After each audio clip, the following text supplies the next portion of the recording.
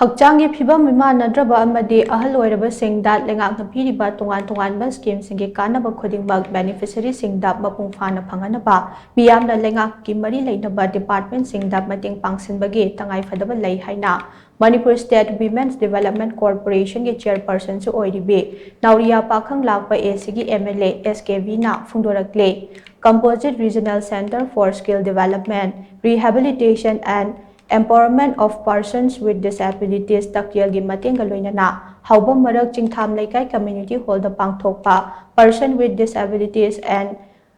senior citizens singi oiba assessment cum aids distribution ki thoramda wafam ase mahakna phongdokhibane Rashtriya Vayoshree Yojana amade assistant to disabled person for purchase fitting of aids appliances scheme gi makhada Phanghannaba beneficiary singda aids sing yenthokpagi thorammaduda MLA S Kebi na makhatana hai Leingak piriba scheme sing asigi matangda Meeyamna khangba watpana scheme sing asigi kannaba sing ado mapung phana phangba ngamdana leire pumnamaga si kokhanabagi damak Meeyamna so department da corporation pibiyo thoramasi Naoriya Pakhanglakpa AC ki tonganba mafung kayada pangthoktuna AC asida leiriba Hakchang phivam meemanadraba amade senior citizen khudingmak da scheme asigi kannaba chama Phanghannaba honagani haina so mahak makhata na phongdukhe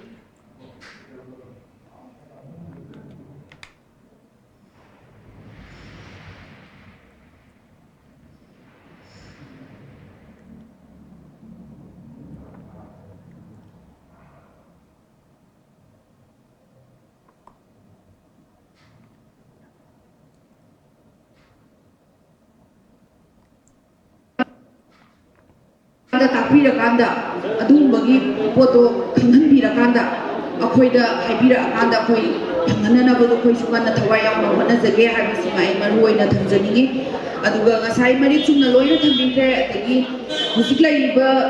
maruoi se akhoi certificate se loina painarakanda leiraga khoi meaning to base he kaubumba thawai sa hawdaba haidra kari haini sum kanabagi khudong sabase adi matam sangna phangaktabagi ni khangde amani khangde dumba namara moirakanda khoi thawa isa sanadaba tumaina loina ma anamba oine adugu hujikti maruoina aina haidani se certificate se yari ngai renew tawraga sahi khudingi ga khoi thambiba thamnaba honabiyu maramdi hujik chawkhalapagi matungina Sahupugi matungina sumba yimiyeng makhasida changchala iba miyeng ke khoigi leptana hena changchala kani haibagi wakhalon dune aina mayamda share tawjarise